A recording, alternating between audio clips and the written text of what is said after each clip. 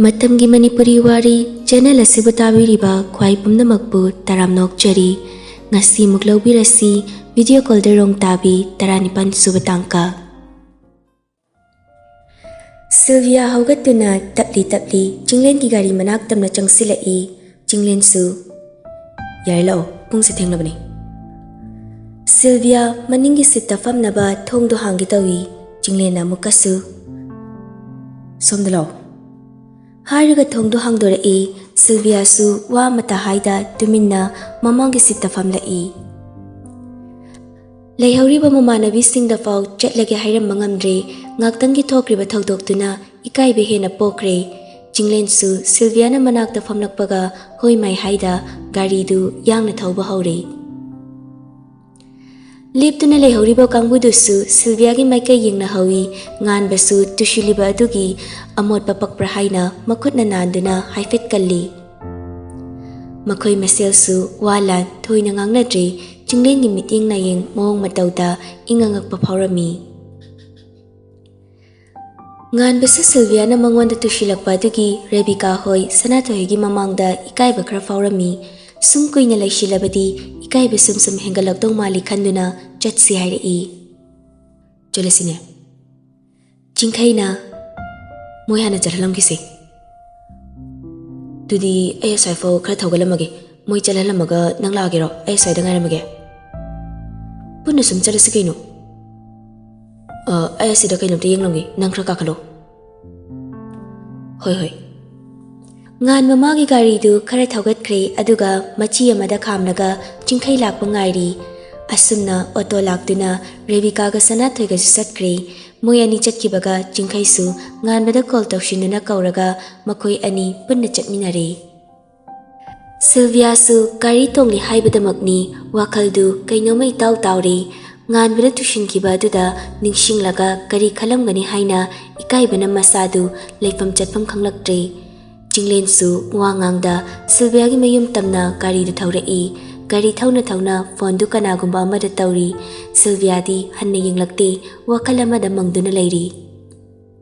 Hello tamo aiga thengnare hoi ai dum thila gyani Jinglena phone da wari sanarakpudu tabada haifet yinglai thila agya haina palakpaduda mapa oiramgadra khalai adubu mama mapana chaini ngangni haibagi akibadi thoina pokludi Jinglen su phone da thamkibaga Sylvia da onsilai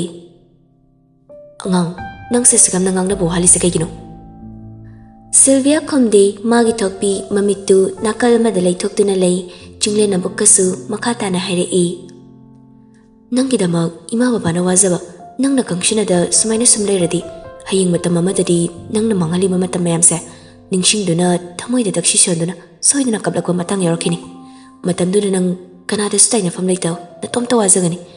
maramdi nangi damak nangi ima baba na yamna wazay khanjay nangna ima babagi wazaba khangbidabani Sylvia wadi ngangda mapukningda khanjay ma kya advice hoy disano kemta changlaroi da bengonda amuk bisilaisina 3 marks kumagi oiram domale wahai si yamna sasangde yamna sutin boy deba sargise Sylvia gi wakal sisu angakbani Khajikta fo he khanduna washindabani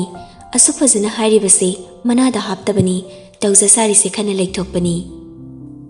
kemta khandana tumina sumlai betuda jinglena haifet Sylvia de inglakbani mana haikribasingdu thausa wasabagi mong ude kari sukhandaba amagumna leibani jinglen su mapukningda khalai angang nang lamyam henbero haisini aina mapam kudingda senagani nangna sumaina sum ngaushina leraga Aigi thamoina karamna leitaduino Angang nangse aigi thamoidi yawkrabani aigi thamoidi yawkraba nangse kaidongnungda laptokpa yararoi aigi nungsibasina fonglakpa mikupta nang sarbudi waroganiko sargi thamoise warakpa ngamde haiduna masi aina nate nang nensilakpani nangwanda karisu khalamdabaise nangi ingawngawzabana tawna haurakibani thamoida nungsibagi hulase karigumba kanda aise heke pakatpa poglei Nangsi aigi oiba fangdana lamlanba kanagi oigigadra hainasu Gari thauri nena tawri badisu pukning khoijingdi irang langbadawna tawrai thoini hena khalutrabasu nupi amana thengjinduna tushilakibadudadi नुपा मागी थमोइदसु इहुल अमा फाउखिबनी निंगसिंगलके तौरिबा सक्तम अदुना निंगसिंगलक्त्रिङै वाखल फट होंदुना मागिदी सेली लै हाइना खंजरई थोइना कोक्ता चुसिलुद्रे सोइबनी हाइना खनख्रे ngasai makai nokning manungai ba pun bamut amada leizarambani wakal gi pakta lamsilakhibi selibu ningsinglakpadadi thamoidu khara wazarei thamoi masu waraklabani na nokmi tawzaramba maithong masu awabagi saklonda khangan hanjinki thamoido khangson chanjinkhre nungai thokpa ngamdre mayum tabu yorabadi khanduna chang amada thoramba gari du khara kana thaugalai tungda tongliba chingkhaina hairei Natu ningsingabo kanmali kra tap tho Nupi sadana gari kana thawbagi kibi muk tawrairo Kibi wanati Yam kiradi chena payo thawzani Kibi budi kibi deni soingam tholaga khudakta sikhiba oide fei chena amta phangawdabi adudi natadana aso apan gi jaina da kizai Gari thoringai da aduguma nap chadaba wada harakanu Hairaktanaba khra tap tho ai siningdri ituga thuna kidoini thungnabi hoga Somdasu Sylvia gi miyum yukchilai gari dagi kumlai mama mapa anisu ket mapanda leptuna ngairami machabu hek ubada pakacharami mamado kharadi fare Bem nangna school suti thabaga yumda halagani khangdris kaigino Is ngasi kitang thank you baneba Hoduisu nang sum henjin bam yaure tuition chatine khangdabraba nang na su yamna aikhoi bu wahali se kaigino bem Nupa nahaga punduna atopa mafamda chatana langlubasu nattaba chinjak chaduna leirubasu nattaba supna tangi mamanabiga chapo chaminarubagi minutes kradamag jonthagi badudani yena pakhatkriba wanakribasi kaisu kuiruba nattaba oibana mamana nganglibado Sylvia thoina taramde yena dum sauningba poglai Mas yamna ka hena langshinabagi maongda jinglendaga pau hairami khanduna sauningba pokre magi damak wazabagini haibadi Sylvia gi kokta khankidre Bem papa waigi changaslo haiduna machagi khudang pairei Yare ai khangi noi nei nungsiba nati aina kitang thingbagi ai nungsibagi pakhatpa waba nati noi gi tuition nang hora roidrana pakhaliba natra ai loi khangi haisneina Sylvia gi wahai duda jinglendu machinam sinduna nofit tawrei ibohalna Jinglen nangsu manungda janglu kisinduna Tamo ai chalagi ngasi gi angang se pothalo ai sijalagi Sylvia da mugan sinduna hairei hayeng khaidi sumain tongnuko suti thabaga yumhanba namanabi gi pundo oirasu mama hoida fazana hairaba tungda punbako gyan tareko Ngai ya pamba da sum tawr leiro hairo ai sei ge pamba lezi imanabi punba phawda sum hainer di kamain tawduino Nangi ke ya pamba legi na ise mama hoina harisidi nang bunusibagi nang busohi ge traina pakhat bagini mama hoina harisida saupum thokprane saubya de ko yengo nangi di sumainaga ima baba animak leidana nangi wabiri ai gidi animak kyan tarakoda ima baba animak leramdrabani abo khanubi amanani ai yoklamisi Adusu aina chahi 13 surapada adum leikidre adudagi ithantana honaraklini yengo larik tambagisu chabaisu thongbaisu thabak subaisu pumnamakse ai khakno honaraklini adugani ngasi sigi bimam orise ima baba na haibada sawya deko gyan tareko sarna harise aduga yengo nang hauji sumaina matam arembana mangan beya ba matam natrabani pharese yam hairugi chatlagi sarsu ngasi di tuition tarogumse gyan tawko Sylvia machin pairap tawna mamai fat leiduna sarangnana get fat inthokduna changki ibem chana Masigi ngasi yengo mase Haraga machagi matung inakre ibohalna Khangdre aigi chanupi se karam ngangna doino patha yamna sai Kaisu khalunu da tamo inkalakpagi adu khara ngauzabagi wani soiduna gyan tajarakani aina su fazana haiduna gyan tahangi fare duri tamo aisu muk chaluki Hoi chalo Jinglen su chatkre ibohal su imung changlai mama machadu sofa da faminaduna wari sarami Mama da yengo se mama wahai Sylvia sauningum kaigum phairap tawna mama da yenglai inkhalakpa matam haisidi kitang sahan kibada makoi gi aningba apambaduna chummi khanduna chatki doribani ꯑꯐꯕ ꯂꯝꯕꯤꯔꯣꯝꯗ ꯆꯠꯈ꯭ꯔꯒꯗꯤ ꯐꯩ ꯍꯥꯏꯅ ꯃꯤꯅ ꯁꯛꯅ ꯁꯣꯟꯅꯒꯅꯤ, ꯐꯠꯇꯕꯔꯣꯝꯗ ꯑꯣꯟꯈ꯭ꯔꯒꯗꯤ ꯃꯤꯌꯥꯝꯒꯤ ꯅꯣꯛꯅꯐꯝ ꯍꯥꯏꯅꯐꯝ ꯑꯣꯏꯒꯗꯧꯔꯤꯕꯅꯤ꯫ ꯃꯃꯥ ꯃꯄꯥ ꯑꯣꯏꯕꯁꯤꯡꯁꯨ ꯏꯀꯥꯏ ꯐꯤꯔꯨꯛ ꯈꯨꯝꯕ ꯍꯥꯏꯕꯗꯣ ꯑꯣꯏꯒꯗꯣꯏꯅꯤ꯫ ꯁꯥꯎꯗꯕ ꯁꯥꯗꯨꯅ ꯅꯣꯛꯐꯦꯠ ꯇꯧꯕ ꯃꯤꯅꯣꯛꯀ ꯂꯣꯏꯅꯅ ꯍꯥꯏꯔꯛꯏ, ꯍꯧꯖꯤꯛ ꯅꯪꯒꯤꯗꯤ ꯀꯔꯤꯁꯨ ꯑꯋꯥꯠꯄ ꯑꯝꯇ ꯂꯩꯍꯟꯗꯦ꯫ ꯅꯪꯗꯤ ꯂꯥꯏꯕꯛ ꯌꯥꯝꯅ ꯐꯔꯕꯅꯤ꯫ ꯌꯦꯡꯉꯨ, ꯅꯪꯒꯨꯝꯕ ꯀꯅꯥ ꯑꯃꯗꯤ ꯂꯥꯏꯔꯤꯛ ꯇꯝꯕ ꯐꯪꯗꯅ, ꯆꯥꯅꯤꯡꯕ ꯀꯌꯥ, ꯁꯦꯠꯅꯤꯡꯕ ꯀꯌా ꯐꯪꯗꯅ ꯂꯩꯕꯁꯨ ꯀꯌꯥ ꯑꯃ ꯂꯩꯔꯤꯕꯅꯤ꯫ ꯅꯪꯒꯤꯗꯤ ꯅꯪꯅ ꯁꯤꯃ ꯄꯥꯝꯃꯦ ꯍꯥꯏꯕꯗ ꯄꯥꯝꯃꯦ ꯍꯥꯏꯕꯅ ꯀꯣꯜꯂꯤ, ꯂꯩꯕꯅ ꯍꯥꯜꯂꯤꯕꯅꯤ꯫ ꯑꯗꯨꯅꯅꯤ ꯅꯪꯒꯤꯁꯨ ꯅꯪꯅ ꯍꯥꯏꯕ ꯈꯨꯗꯤꯡ ꯌꯥꯕꯅꯤꯅ ꯃꯃꯥ ꯍꯣꯏꯅ ꯍꯥꯏꯕꯁꯤꯁꯨ ꯅꯪꯅ ꯌꯥꯒꯗꯕꯅꯤꯀꯣ꯫ ꯉꯥꯛꯇꯪ ꯈꯛꯇꯅꯤ ꯁꯅꯥꯊꯣꯏ ꯍꯣꯏ ꯔꯦꯕꯤꯀꯥ ꯍꯣꯏꯒ ꯑꯆꯥꯄꯣꯠ ꯆꯥꯃꯤꯟꯅꯔꯨꯕ, ꯑꯗꯨꯒ ꯅꯣꯏꯅ ꯉꯥꯡꯉꯤ ꯍꯥꯏꯔꯤ ꯃꯌꯥꯝꯁꯦ ꯑꯩꯅ ꯑꯣꯛꯇꯕ ꯊꯕꯛ ꯇꯧꯔꯨꯕꯁꯤꯉꯥꯏ ꯑꯩ ꯁꯨꯝ ꯁꯥꯎꯔꯛꯀꯗꯣꯏꯅꯤ꯫ ꯁꯥꯎꯔꯅꯨ ꯅꯄꯤꯒ ꯍꯣꯡꯉꯨꯔꯆꯣ꯫ ꯃꯇꯝꯁꯨ ꯈꯔ ꯑꯗꯨꯝ ꯍꯧꯖꯤꯟꯈ꯭ꯔꯦ꯫ ꯁꯤꯜꯚꯤꯌꯥꯅ ꯐꯅ ꯇꯥꯟꯅꯔꯕꯁꯨ ꯉꯥꯟꯕꯗꯤ ꯁꯨꯡꯈꯪ ꯈꯪꯁꯤꯟꯅꯗꯕ ꯑꯃꯒꯨꯝꯅ ꯂꯩꯔꯤ꯫ ꯅꯨꯄꯤ ꯃꯥꯁꯨ ꯏꯀꯥꯏꯕꯅ ꯆꯞ ꯆꯥꯅ ꯃꯥꯅ ꯉꯥꯟꯕꯕꯨ ꯅꯨꯡꯁꯤꯕ ꯐꯥꯎꯖꯩ ꯍꯥꯏꯕꯗꯨꯃꯗꯤ ꯈꯪꯍꯜꯂꯝꯗꯦ꯫ ꯀꯥꯔꯟ ꯈꯔ ꯇꯥ ꯈꯔ ꯂꯥꯡꯁꯤꯟꯅ ꯑꯗꯨꯃꯛ ꯂꯩꯔꯤ꯫ ꯁꯦꯂꯤꯒꯤ ꯃꯄꯥ ꯇꯣꯝꯄꯣꯛ ꯑꯃꯗꯤ ꯃꯃꯥꯟꯅꯕ ꯔꯟꯖꯤꯠꯁꯨ ꯐꯠꯇꯕ ꯍꯥꯏꯕꯁꯤꯅ ꯃꯀꯣꯛꯁꯤꯗ ꯌꯣꯝꯁꯤꯟꯗꯨꯅ ꯌꯥꯎꯈ꯭ꯔꯕ꯭ꯔꯥ ꯈꯪꯗꯦ, ꯅꯨꯃꯤꯠ ꯆꯨꯞꯄ ꯐꯠꯇꯕ ꯀꯣꯛꯇ ꯊꯥꯗꯗꯨꯅ ꯂꯩꯔꯤ꯫ ꯀꯅꯥ ꯂꯩꯖꯗ꯭ꯔꯕ ꯑꯍꯜꯗꯨꯒꯤ ꯃꯔꯜ ꯄꯨꯝꯕ ꯃꯈꯣꯏꯒꯤ ꯈꯨꯠꯇ ꯇꯥꯅꯕ ꯁꯤꯟꯕ ꯂꯦꯞꯇ꯭ꯔꯤ꯫ ꯃꯔꯛꯁꯤꯗ ꯄꯨꯛꯆꯦꯜ ꯁꯦꯡꯖꯕ ꯊꯧꯕ ꯌꯥꯎꯕꯅ ꯃꯈꯣꯏꯅ ꯅꯤꯡꯂꯤꯕ ꯑꯗꯨꯗꯤ ꯄꯥꯛ ꯍꯦꯛ ꯄꯥꯡꯊꯣꯛꯄ ꯉꯝꯂꯝꯗꯦ꯫ ꯉꯁꯤꯁꯨ 20 ꯂꯥꯈꯃꯨꯛ ꯐꯪꯕꯒꯤ ꯃꯈꯣꯏ ꯃꯁꯦꯜ ꯆꯥꯛ ꯆꯥꯅꯔꯝꯃꯤ꯫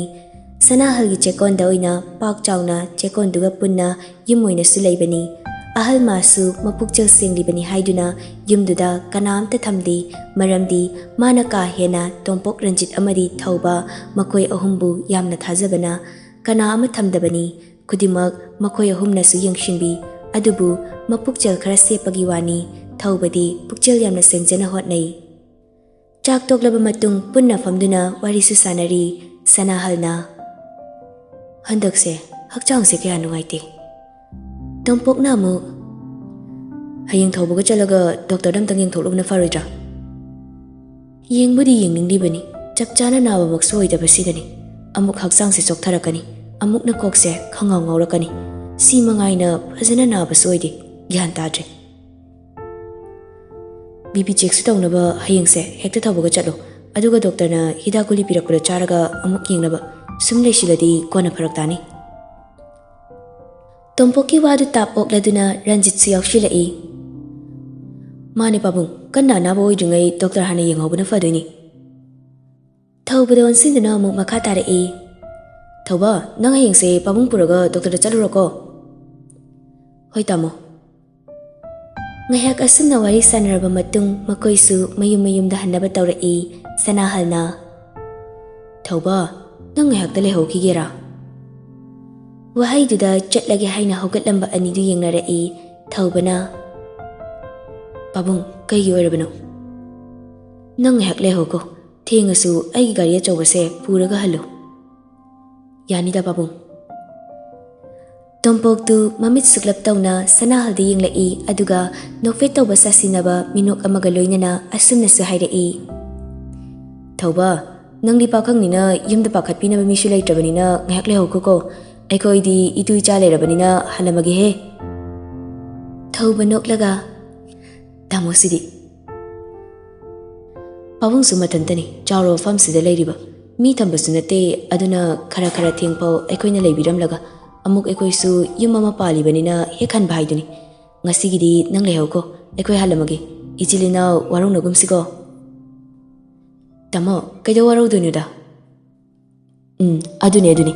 ꯑꯩꯁꯨ ꯌꯨꯝꯗ ꯏꯆꯥꯅꯨꯄꯤꯒ ꯃꯃꯥꯒꯇꯅꯤ, ꯈꯤꯇꯪ ꯊꯦꯡꯊꯕꯗ ꯄꯥꯈꯠꯂꯝꯗꯣꯏꯅꯤ, ꯑꯗꯨꯅꯅꯤ꯫ ꯇꯥꯃꯣ, ꯑꯗꯨꯒꯤ ꯋꯥꯗꯤ ꯑꯩꯁꯨ ꯏꯃꯥ ꯃꯇꯣꯝꯇꯅꯤ, ꯑꯩ ꯂꯥꯛꯄ꯭ꯔꯥꯅ ꯀꯣꯟꯊꯣꯡꯗ ꯂꯦꯞꯂꯒꯅꯤ ꯉꯥꯏꯔꯝꯗꯣꯏꯁꯤ꯫ ꯐꯥꯒꯤꯑꯣꯏ ꯀꯩꯑꯣꯏ ꯁꯥꯟꯅꯔꯤꯕ ꯑꯅꯤꯗꯨꯒꯤ ꯋꯥꯗꯨ ꯇꯥꯔꯒ ꯔꯟꯖꯤꯠꯅ ꯍꯥꯏꯔꯛꯏ, ꯑꯩꯗꯤ ꯉꯥꯏꯕꯤꯔꯝꯅꯕ ꯀꯅꯥꯝ ꯂꯩꯖꯗꯦ, ꯏꯆꯥ ꯅꯨꯄꯥ ꯑꯃꯇꯪ ꯌꯥꯎꯖꯕꯗꯨꯁꯨ ꯂꯥꯏꯔꯤꯛ ꯇꯝꯂꯤꯅꯦꯅ ꯂꯥꯞꯅ ꯂꯩꯈ꯭ꯔꯦ, ꯅꯨꯄꯤ ꯍꯥꯏꯔ ꯉꯟꯇꯥꯅ ꯃꯊꯛ ꯀꯥꯈ꯭ꯔꯦ꯫ ꯄꯨꯟꯅ ꯅꯣꯛꯂꯛꯏ꯫ ꯇꯣꯝꯄꯣꯛꯅ ꯑꯃꯨꯛ, ꯐꯔꯦ ꯑꯗꯨꯗꯤ ꯑꯩꯈꯣꯏ ꯍꯜꯂꯝꯃꯒꯦꯀꯣ, ꯄꯥꯕꯨꯡ ꯆꯠꯂꯒꯦ, ꯍꯌꯦꯡ ꯑꯃꯨꯛ ꯉꯟꯅ ꯂꯥꯛꯆꯔꯒꯦ꯫ ꯍꯣꯏ ꯆꯠꯂꯣ, ꯄꯩꯁꯥ ꯌꯥꯎꯕꯅꯤꯅꯅꯦ ꯐꯖꯅ ꯆꯦꯛꯁꯤꯟꯅ ꯆꯠꯂꯨꯀꯣ, ꯑꯃ ꯃꯊꯦꯡꯅꯤ, ꯅꯨꯡꯉꯥꯏꯇꯦ꯫ ꯍꯣꯏ ꯄꯥꯕꯨꯡ꯫ Makhoi anidusu sumna magi gari thaudokduna thoglai. Gate wangmada anidu gari du chap manana khamlaga mangak lithoknaduna wa hainarai. Ranjitna Hankrage nangsu halo. Halage. Fangliba sales na pendi mapu kaidoi ninglei matam kuina lorgumse. Hekta yada taurini. Ranjit noklam laga gari thauduna chatkre tampoksu mayum lamda lae. Somdana kamdauri ngan basu salibu nungshiruba kaubana pau fauna raktaba kuirakpaduda kharadi wari penjedaba nungaitabana haifam khangjadri. Wada waraklabadi magi wa tabiba awa nungai khuding share tawraga penjaba mamanaba rasta call tawduna wari sanasai nganbana. Bai ai mana khalise kaino khangdre. Kari khalino haibadu amuktangdi fazana wari sadoknaba yabani dabanisu. Wai na sum tawrale. Sarina sumaina puksel hongnakani haise ai thadi thajadi maidubu atopaga korezalo. Khangde singbadi adubu jingdi jingle ai karigumba atopa koiramnabasu aina khanglakpada isana wajagadaba sauninggadaba phathaba ngamloidaba dugi khalaga ai nongde thigate khatnarabasu mana hana horakpani aina themduna mana lale khangla fauda aina oina lale haizabani tose khaluranu kanadi game ngak tawse game lari ai handakse lari kai changjang yadi fana warasu lari di mirai ganu he vai exam di kushilaktrabani matam hogi ba khangawroi gyan ta de ai gyan ta na ba game chango pung mukta sanaramse hoi mabani sosumna phone thamnaraga game amuk hawkhri awaba kauna bani haiduna thabak hangba larik padaba matamda ngehak sanajabani Selina pau famulak tabasida nganbadi awaba kaunaba haiduna atopa nupi koira sirafau khanba matang yoraklabani